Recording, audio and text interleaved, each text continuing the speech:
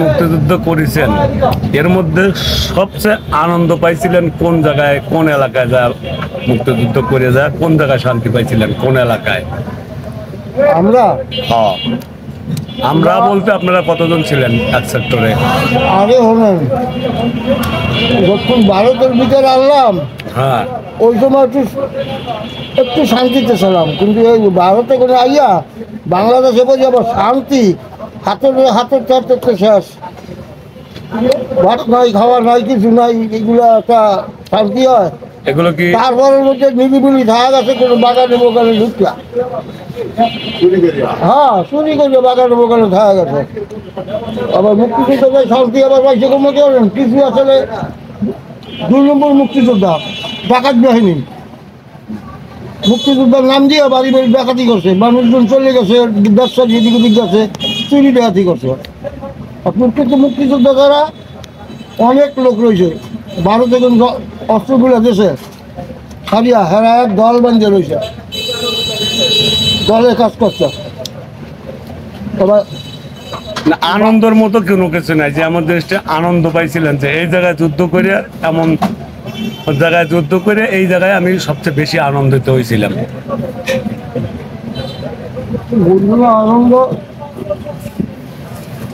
আমরা যে জায়গায় ছিলাম ওই জায়গায় মনে করেন আমি যখন আইতে আইতে খালি স্কুল আইলাম বিগলি সব যে কোথায় যাই মহামেড শেরপুর কটিমারি ফুলমারি ঘুরে ঘুরে কোন জায়গায় কোন জায়গায় কমিট দিয়ে আইছি, জায়গায় গেছি, কয় রাত গেছে আমাকে জায়গায় ভর্তি দৌলতপুর, কয় রাত কোন কবে গেছে জায়গায় গেছি।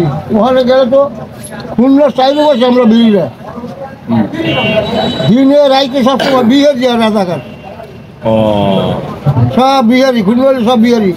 বাংলাদেশের 72টা জুট মিল, 72টা জুট মিল সম্পূর্ণ বিহারি বাতে চালু হয়েছে, বুঝলেন, বিহারি বাতে চালু হয়েছে, কিন্তু কোনো বাঙালি ঢুকছে কাজ করছে বাঙালিতে, কিন্তু মাতবাড়ি করছে বিহারিয়া, বুঝলেন।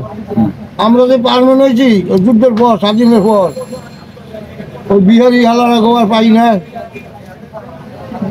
না ভাইয়া, আমি একটা রাজাকার পাই না। ওই বরিশাল লাগিয়ে দিয়ে যে আমাকে বরিশাল সেক্টরে যারা ছিল তারা একটা রাজাকার পাইছিল, ওই রাজাকারটারে 8বার দিন কালাই সর্দার নাম ওরে ধরছে,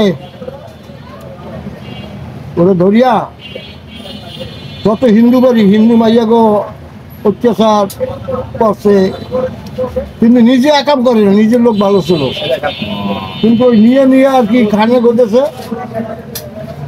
আর রাজাকার ওখান এই বরিশালে বলে কমা ছিল, আমি তো এই সেন্টারে ছিলাম না, আমি ছিলাম 11 নম্বর সেক্টরে। 11 নম্বর সেক্টর কোন এলাকায় ছিল? ওরা খুলনা, খুলনায়। খুলনা বিগলি তেন খুলনা দিগুলো তেন আপনি কইতেছেন ওই দিক জামালপুরে ওই দিককার কথা নাকি কইতেছেন?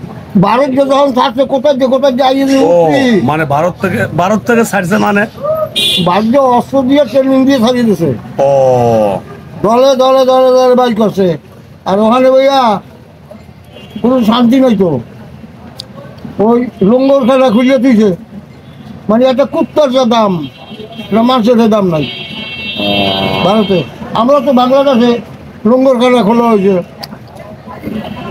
ফ্যান দিছি, ফ্যানের ভিতরে লবণ দিতে পারি না, বাদ দিতে পারি না, হোটেলের ভিতরে পাচ্ছে দিয়েছে চারি চুরি ইত্যাদি, হ্যাঁ বালতিতে বলি বলে ফ্যান দেওয়া হয়েছে, লবণ নাই, কচু শাক নাই, লবণ 32 টাকা কেজি লবণ।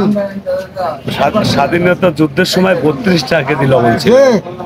আমি খুলনা কোন সময় কোন জায়গায় কি করছি আমার সব কিছুই নাই, বড়র কাম করছি গন্ডগোলের মধ্যে, লাস্টে টেকতে না পারি ভারতে গেছি।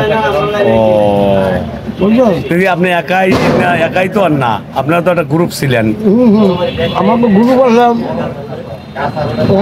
দিগলির যারা মনে করেন কমান্ডার তো হঞ্জে বাড়াইছে, কিন্তু কমান্ডার তো হেঞ্জে যারা গেছি সব ট্রেনিং দিয়া যারা একটু স্বাস্থ্য বডি ভালো লাগছে, দক্ষতা ভালো, তাদের কমান্ডার বাড়াই দিয়েছে, বুঝলেন না।